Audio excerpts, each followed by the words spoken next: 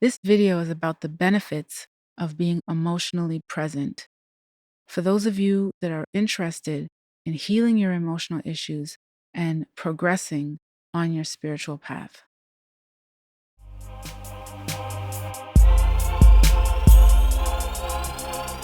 Hi, I'm Nikki from HereToWakeUp.com, and I help people stay accountable and connected to Divine Spirit on their awakening journey. I've been spiritually awakened for 15 years now, self-realized for 10, and I am here to help and to be of service to kind-hearted souls that are ready to progress. So if that's you, welcome to my channel, The Healthy Wealthy Recluse. Welcome back to my channel if you've been here before. Make yourself at home.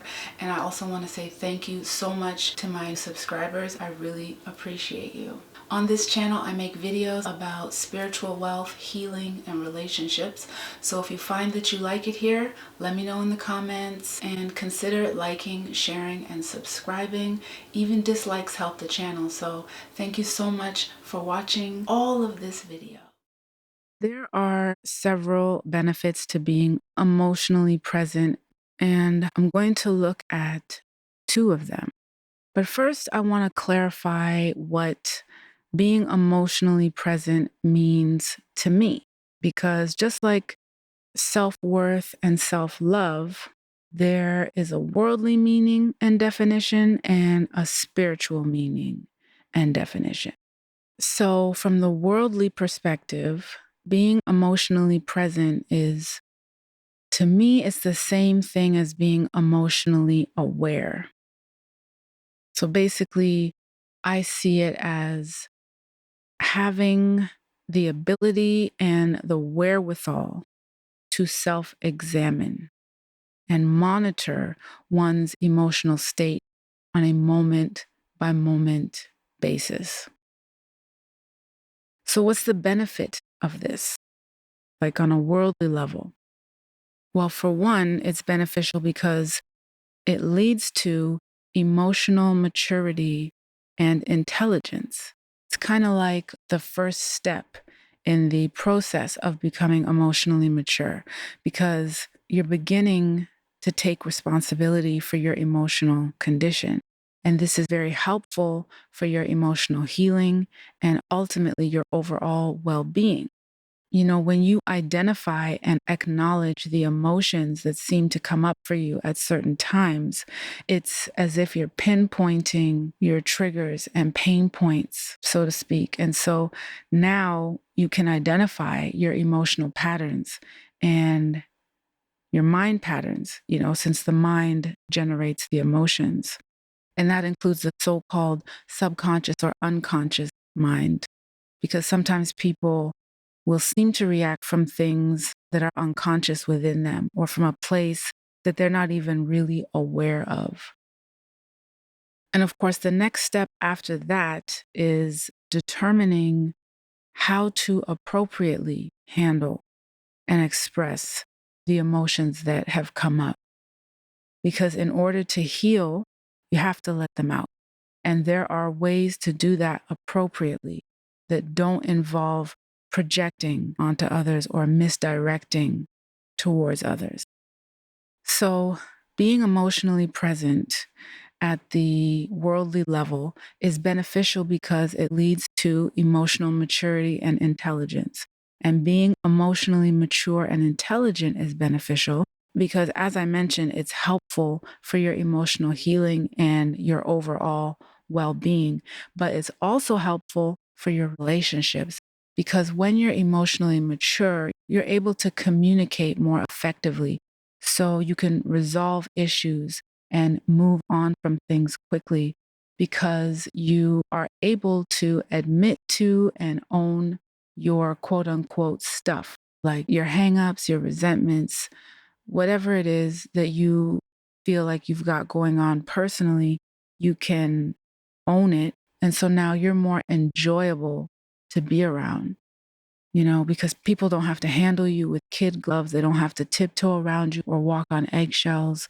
They can be more authentic and relaxed and at ease instead of on guard with their defenses up. Because honestly, no one in their right mind wants to have to be involved with that or deal with that. Like they just don't. And that's one of the reasons why so many of us that are introverts and empaths and super empaths and children of the true God, that's one of the reasons why we actually enjoy solitude. For many reasons we choose and enjoy solitude, but it's also so that we don't have to subject ourselves to just the weirdness and the distortions that seem to happen in socialization, all because some people just don't want to do their healing work for whatever reason. And, I know that some people, they actually do want to heal, they do want to move forward, but they feel stuck, because emotional injuries will hold you up, but they don't know how to do it. They don't know where to start. They have no idea where to go, where to look. So I suggest start with the Creator, start with the Holy Spirit, start with someone who can help you strengthen that relationship, someone such as myself. Email me, leave a comment, but only if you're one of those people who actually wants to heal and progress. Because some people don't want to heal because their behavior is working for them, because that's how they harvest energy. For whatever reason, they're disconnected. And so they can't generate or tap into the infinite supply. So they got to get it from somewhere. So they'll get it from you. So why should they change? Now, to really speak from the deepest level of things, though, it's not even really the people that are the issue. The issue is in the mind. It's the ego in the mind that is perpetuating the weirdness and the distortions and the awkwardness and what some would call narcissistic traits. It's the ego that's perpetuating that as part of a thought system. And the thought system is what's being played out through the people, through the characters. That's really what's going on when you get back far enough and you can see the full picture, so to speak. And that's why it's so important to do your healing work and to stay prayed up and to be vigilant for the Creator and the Holy Spirit.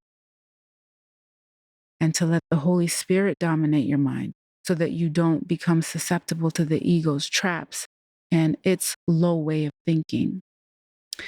And this brings me to the spiritual meaning of being emotionally present, which I'm going to talk more about in the next video. So thank you so much for watching. I really appreciate you. I appreciate your time. You could be doing anything else. So thank you again. Remember to love yourself because that's the real wealth. And thank you so much to my subscribers. If you haven't subscribed yet, please consider doing so, as well as liking, commenting, and sharing the video so that other kind souls on spiritual journeys can receive the message as well.